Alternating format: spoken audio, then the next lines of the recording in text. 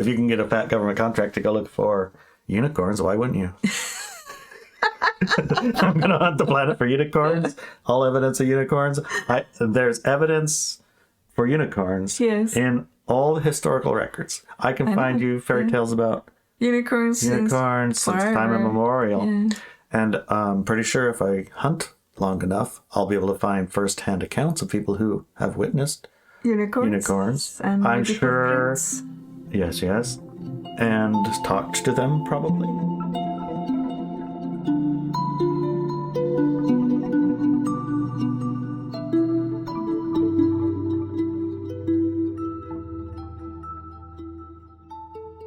Welcome to another episode of Driving to the Res. The free first half an hour. With your favorite hosts, Larry and Inelia. Yep. So, just so you know, this is the first part of the conversation. This is a newsletter we read every week. Yes. Well, you write it. You mostly read it, and we chat about it. Right? Some of these are current topics. Some of these are others. Yes. I'll call it an eclectic mix. Indeed. But this is only the first part of the conversation. On the second part, we have a panel of experts and mystics. And mystics, right? Yes. Engineer, professional, architect, there's an education doctor and top courier, corporate recruiter. Yeah, very interesting individuals. And we go into depth into all the conversations that we have here. So catch the second part. Only $8 a month, and you can support our work. And you get all the cool stuff. Plus this year, I'm going to be looking at 2025 only for our subscribers and supporters. So, okay, well. I'm not doing the public anymore because I'm done with freeloaders. Oh, man, okay. So if you're a freeloader, bye-bye. Not bye-bye. They could be freeloaders and listen to this. Yeah, you can get the first hour of everything every week. I don't mind if you listen to this and share it. That's not a freeloader. No, that's not a freeloader. That's a supporter. Yeah, so we consider support in that way too. Yes. So reel that back a little bit, lady. I'm done, honey. I'm done. Yeah, well, good thing you got all of me. I'm so done. Why don't we just move into reading this newsletter? Well, that's part of why I am done. It's called Alien Disclosure or Hot Air Balloon. Pun intended. That's pretty funny. I mean, I keep hearing whispers about that hot air balloon they shot down in Alaska was a UAP. Another one? That was a long time ago. Oh, a long time ago, okay. It's secret, so they won't tell anyone. Okay. And it's and then I also hear they shot it down and they went to look for it and couldn't find it. Oh. Disappeared. Yeah. Okay. So many stories. Yeah. Whichever story you listen to and attached to it seems to be supported by the facts. Yeah. Whatever one it is. Anyway. So, on our looking at 2024 call back in December 2023, I talked about alien disclosure and a direct or subtle link between aliens and religious characters, such as angels and demons. Right, I remember hearing, some of the more famous, I suppose, like UFO people. They really started pushing their demons. And there's a lot of undercurrent around the demon nature. They're terrible, they're evil. There's that kind of thing going on. Mm-hmm. Mm-hmm. I noticed a pretty big expansion of that. Yep.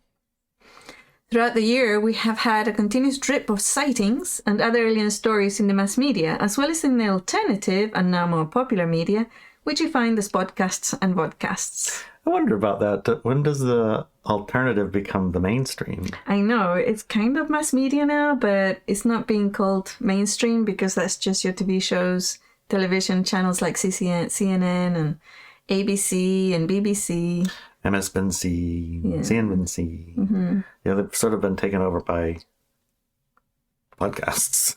They have, yeah, in the numbers for sure. Videos and whatnot. Yeah, I don't, when I have an issue, like, oh my gosh, my stupid tire won't come off of my car or something like that. You go to the podcast. I don't go to MSNBC to find out, right? Well, that's a different thing, I think. And then when something happens in the world, or I hear about something happening in the world, I don't really go to CNN to find out the latest not news. Anymore. It's like, because I know what I'm going to get there isn't going to be... narrative, the usual enslaved narrative, which is so lame. It's been so many times shown and proven to be like completely lame lies and lies made up. They're even the like, I mean, how many times you got to see a picture of a lady standing in a water up to her knees when everybody in the camera crew is just standing on the dirt right next to her, just like pretending like it's flooding, It's like, the flooding's getting serious, up to my knees, and you look at the whole scene and it's just a puddle right there you're in.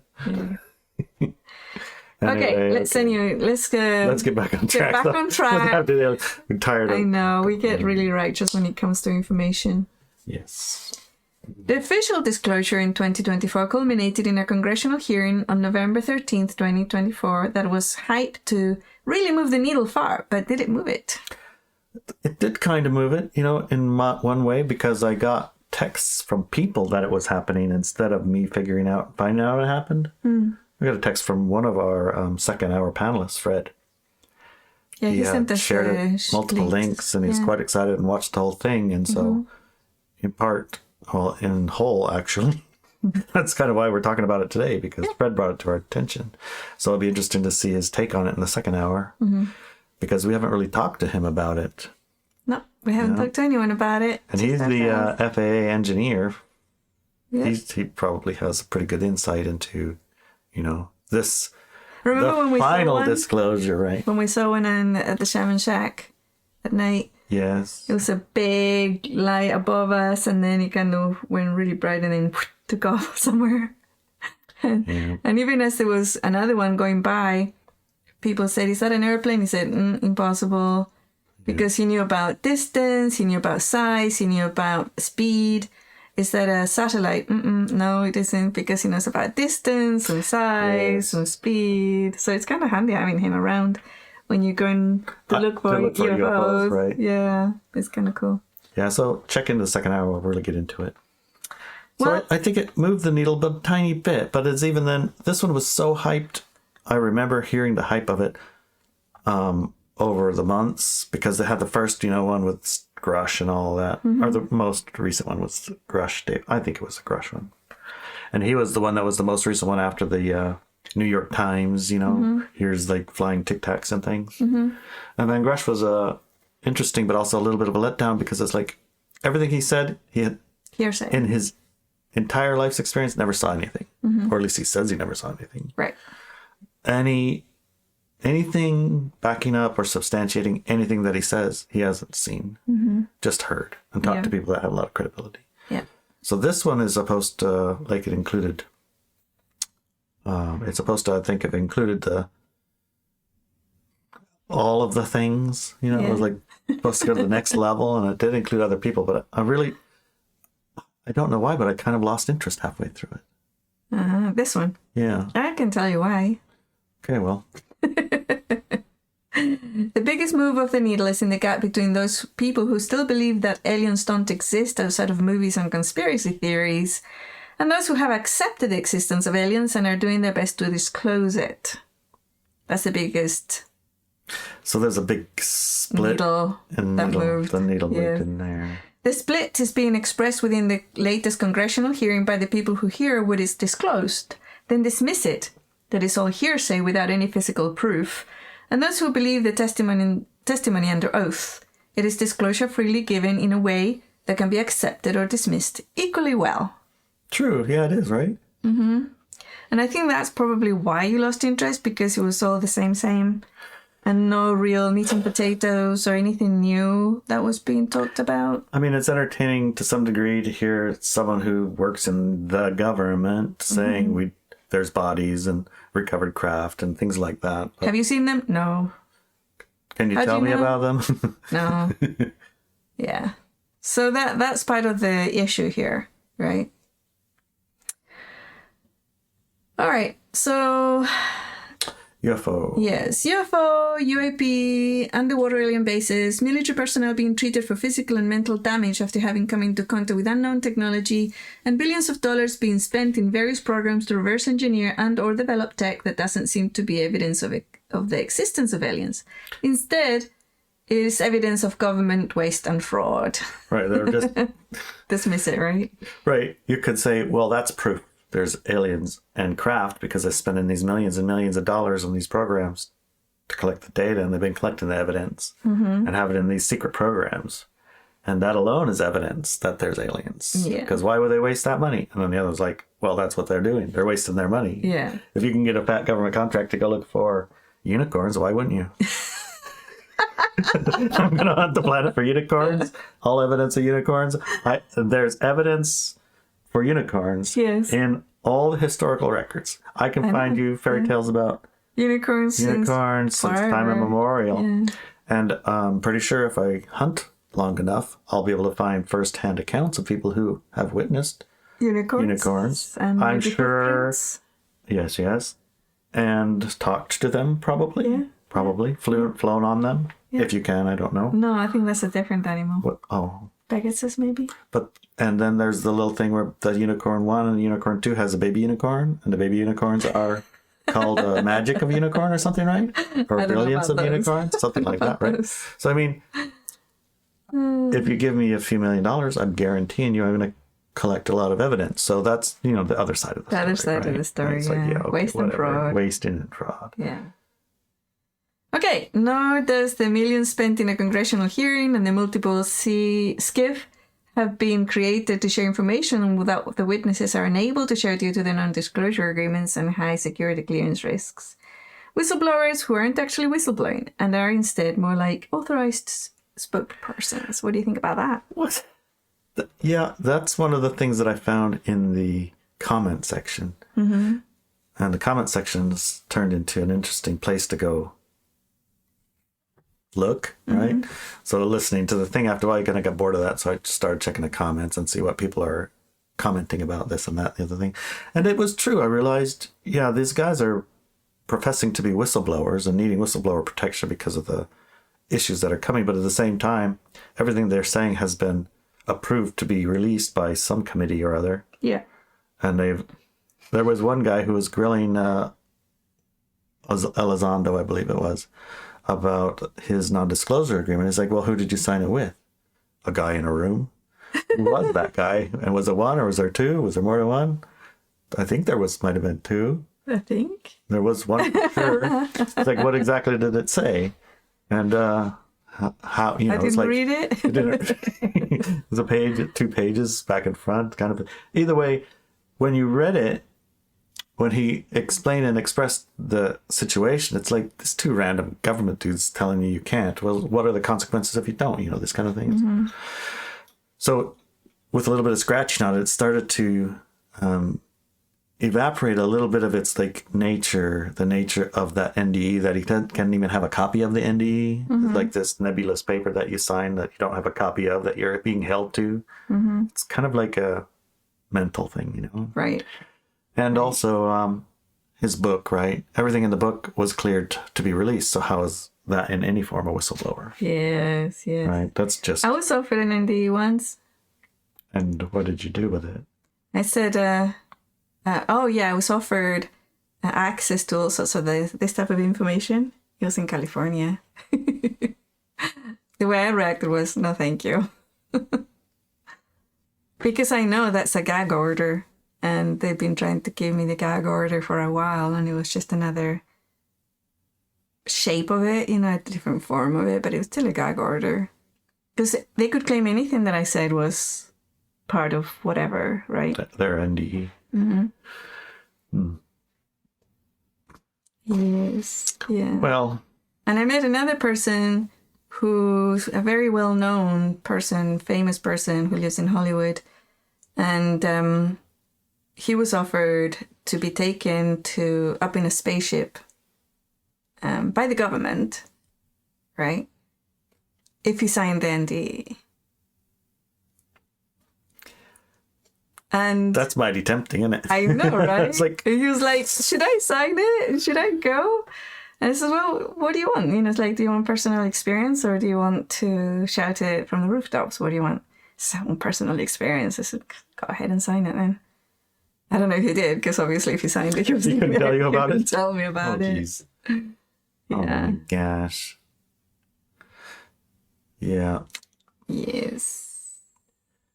This whole it's a secret thing has sort of like played itself out for a long time now. Yeah. Everyone's, I don't know about everyone, but at one point or other, like exhausted of the secret.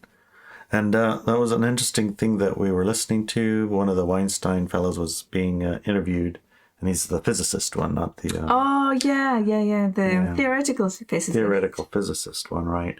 And he's obviously, very intelligent, but he carries it a little bit on his shoulders too, like with these condescensions. He tried. I mean, when he said they're stupid, he took it back. I don't mean stupid. I mean something else. And now that's just dumb. If you don't know this word and that word, then you can't be saying interdimensional aliens exist because you have no concept of what dimensions are. Right. And they're not a holographic thing. And this other fella, it was Gresh, yeah. Gresh was talking about interdimensional and then his description of it. And he said he's only got a bachelor's degree in physics. He can't possibly speak to these things. And they're not holographic. So. Anyways, it was funny, but what he did bring up were a few points, and he did bring up some of these points, which were the spokesperson part, I think. Also that they spend millions and millions of dollars for these programs, and that's what made him interesting. Yeah, to me too. It's like, cha-ching, cha-ching, follow the money. Right. And so it was like... What I found interesting also is that because congressional hearing, this has to do with government... It was very clear. It says no government agency has XYZ and no government agency does this, and the other. But they didn't talk about private companies.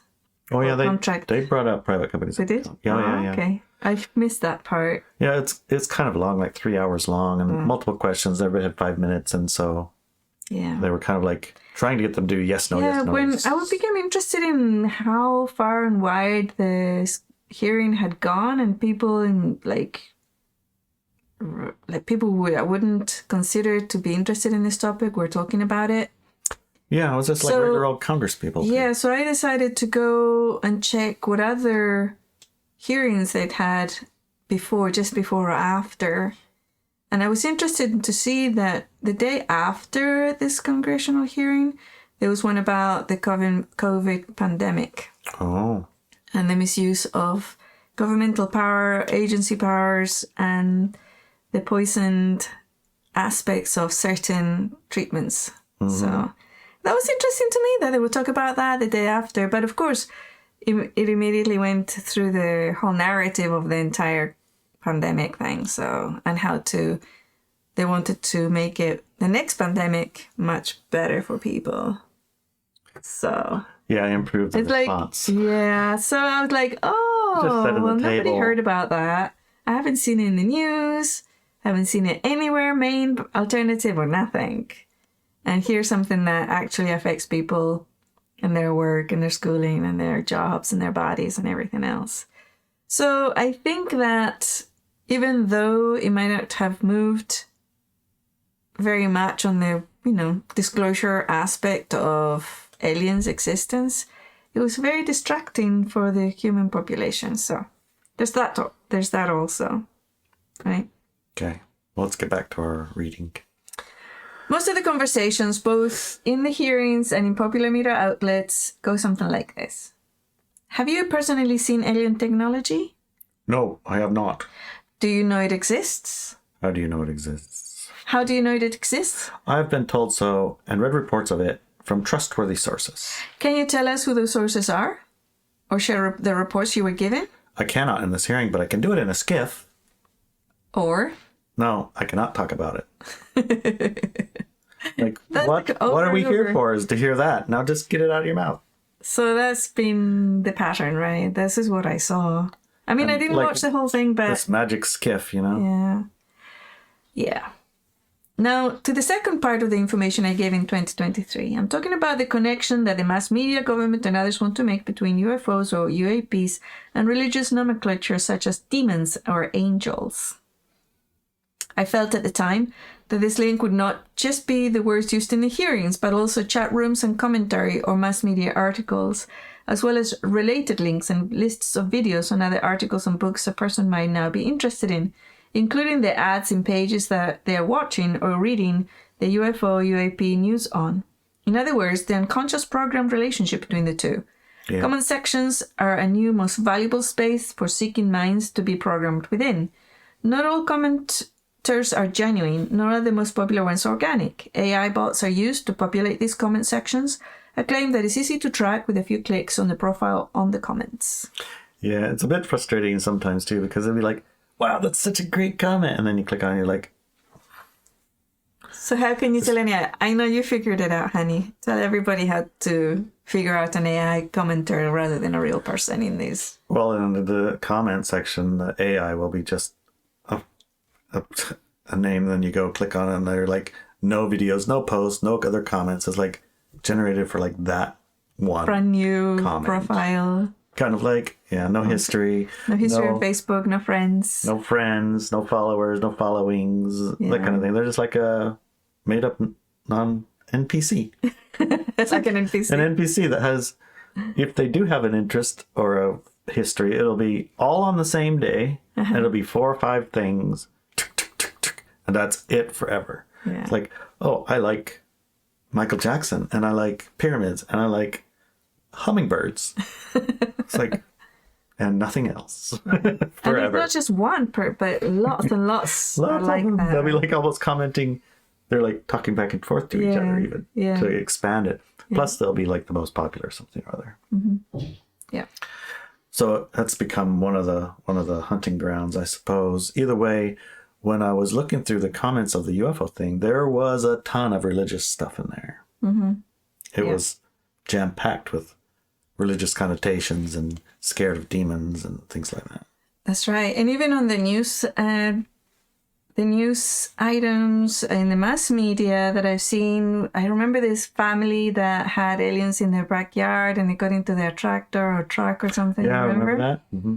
And they went into their house to pray because as far as they were concerned, it was a bunch of demons.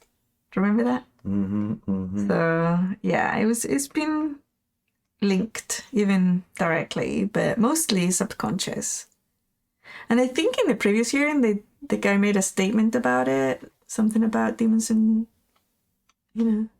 could these be demons or could these be angels or whatever. So I can't remember exactly. And as soon as the person said, well, we can't discount it, and says, good, this hearing is closed. Yeah, so if you want to read or hear a little bit about angels and the true nature of angels, I know a good book that fills in a lot of the gaps. Actually, it's such a good book. It is worth probably about 6 or 8 times through it because it's going to change each time you read it as your awareness begins to expand. It's a multidimensional book. It is a multidimensional book and all... Ultra-dimensional, maybe. It could totally be ultra-dimensional because the words even change. I mean, it gets longer even. No, half of it disappears and half of it appears. Mm-hmm. Yeah, so that's Interview with an Angel by one of our favorite hosts, Inelia Benz. All right, so go check it out. It's on Amazon or in your bookstore. We could probably put a link in the notes too. ibensnovels.com, or you go to Amazon and grab it. Right. So it's nice to have an expanded awareness about topics like angels because we have, and you have to admit and know that you've been, I guess I would say, programmed over time. We all have, yeah. To associate the word angel with a thing and a being, and God, Jesus, and Bibles and things like that. And they're kind of like synonymous. And not in this none of us really spend a lot of, well, I can't say none, but the majority of us just take it on board and say, okay, there's some kind of a religious thing. Mm-hmm. But even the smallest little scratch on what does an angel look like from the people in the church, right? Who was, I guess, their testimony is, they saw is turned into they saw an angel, but the actual testimony that they give, the words and what they saw, you're like, How do you call that an angel? What the heck are you talking about? The Vatican files, the recorded files that are public. Actual testimony. And they made into books of saints and things who saw angels and talked to angels. And if you read their testimony from 800 years ago, whatever it might be, you'll go, wait, what? I would never consider that to be an angel, like hearts and flying being kind of thing. So yeah. They actually sat down and interviewed an angel, and you can get a pretty good idea, a much better concept of their... Disclaimer, it's a novel, okay? Yeah, that's how you can read it. Yes. It's a novel. I made it all up. It's complete and utterly... That's my disclaimer, I'm sticking to it. That's a CNN version. Yes. That's my disclaimer, I'm sticking to it. Fine. Although I can't say I made it all up because it's based on real events. So. Yes, there are aspects of it that are fictionalized to make and moved to different locations to make it simpler to read. But yeah. Okay. Anyways, as I listened to the November 2024 congressional hearing on this topic, I noticed how carefully the witnesses and panelists were in the construction of their sentences, and other people mentioned that too. Yeah, then Result very deliberate. It was like exhausting to even ask the questions. Then Result gave a clear line confirming the believers of the reality construct that contains aliens and allowing the non-believers a reasonable, rational reality construct that doesn't include aliens yet. Right. Do you know what I mean by that? Right. The way that the questions were answered, you could say, "See, that proves it," and it also can say, "See, that proves it." That proves it. Yes. Yes, it was exhausting. I perceived that what is being planned for 2025, especially around aliens, but this year I will not be doing a public reveal, live call or video. Why? Because I have found their public release to be completely and utterly useless, and they have not improved our lives on Earth one bit. And also some of them got deleted. Yeah, it's like, what's the point? Okay. Instead, I will concentrate on my students and supporters for the rest of 2024 and in 2025. Okay. I'm actively reeling in my time and energy and will be spending it with those who are committed and support our work by sharing it, contributing towards it financially, and actively engaging using the tools I have brought to expand individual and group awareness levels. And join the conversation every Friday at 9 a.m., isn't it? Or 10 a.m.? It's 9 a.m. Pacific time. And add to the conversation. Add to the richness add your experience. Add your expanded awareness. Yeah. Many expanded awarenesses on one topic is like way more interesting than one person's viewpoint, which is mine, right? Yeah. Well, you're interesting also, honey. Oh, yeah, because I see things differently. Mm-hmm.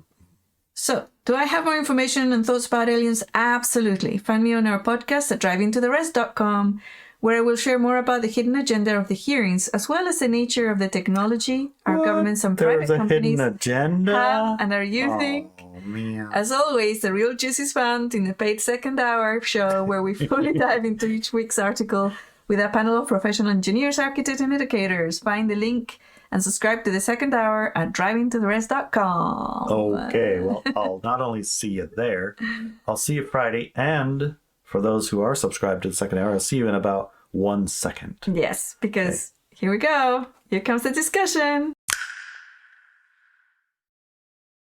And we're back for the second half of Driving to the Res. Hi, Larry. Hi. Hi, Inelia.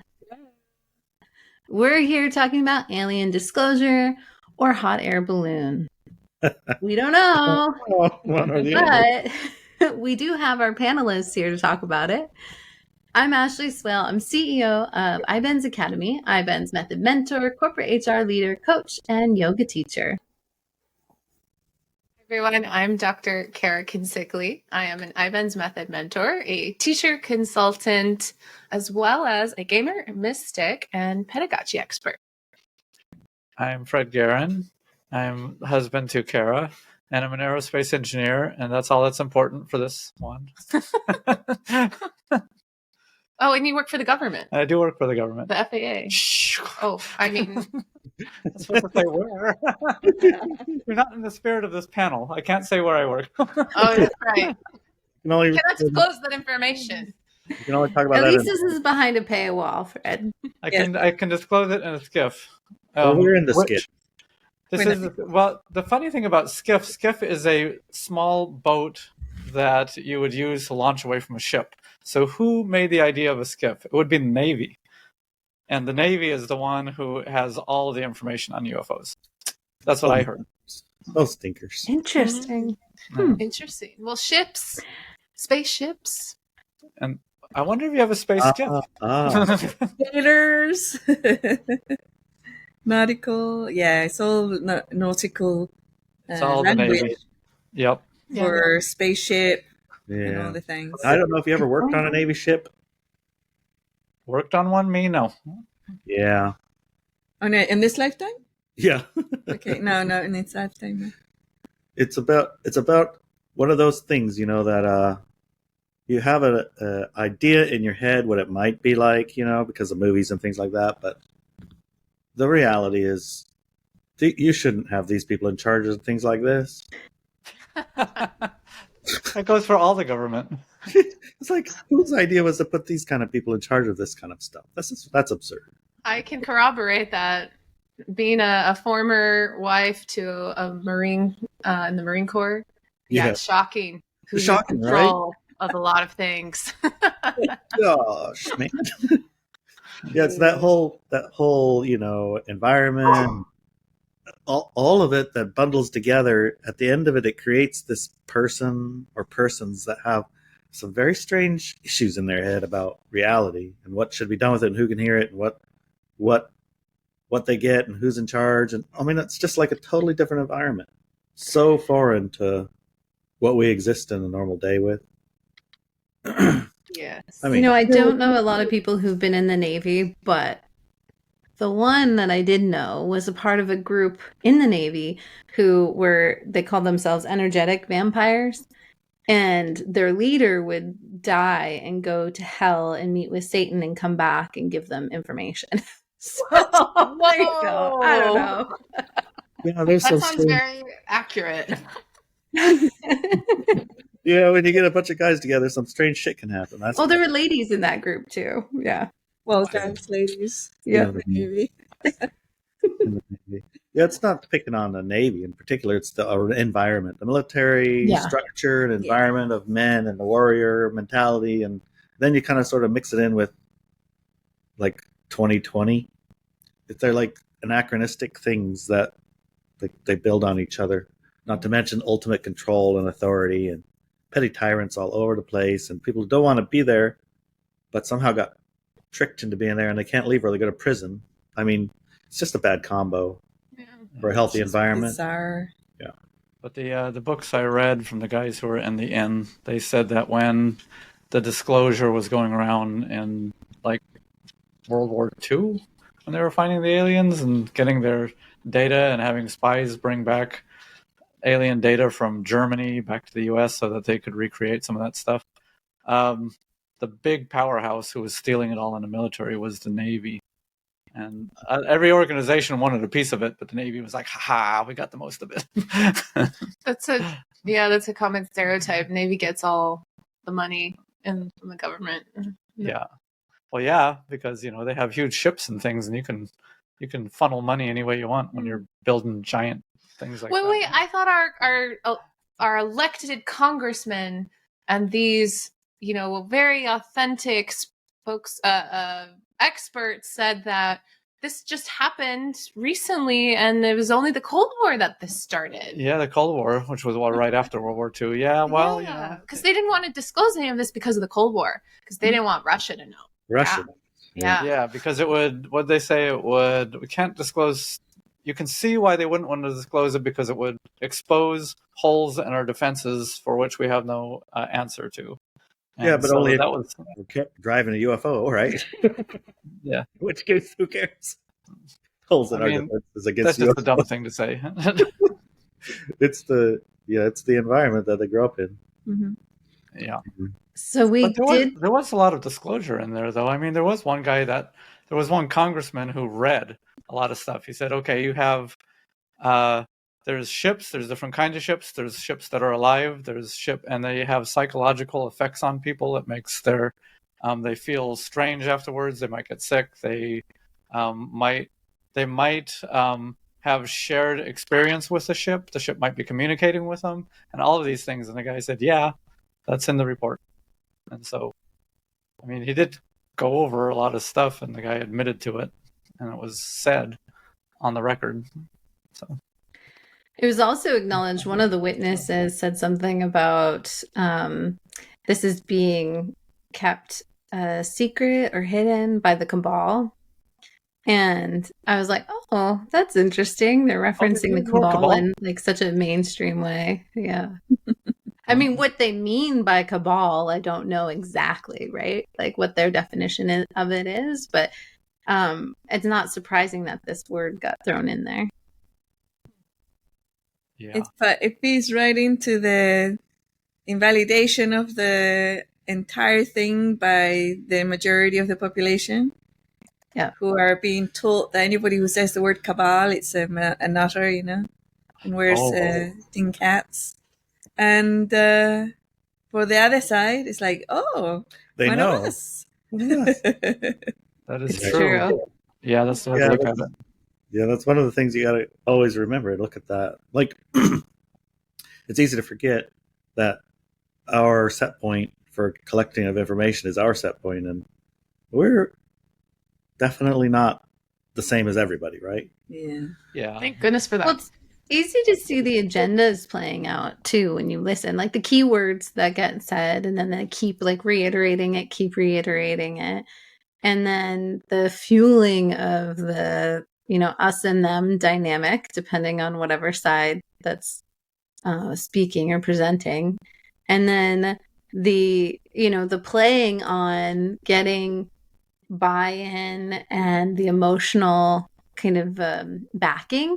Like they kept talking about, well, we need to do this for the civilian aviators. The civilian aviators deserve this. It's like they need to know for their safety, and also because they don't know what to do when they encounter these situations, and then they get treated like they're crazy, and they get judged and they're throttled. Like it's so, yeah, it's the story of we have to help them. We have to rescue them, right? We have to save them because we're doing this for them, which really it doesn't feel like that at all. That's just the agenda everybody agreed to. So they all just like, yeah, that will work. That'll sell.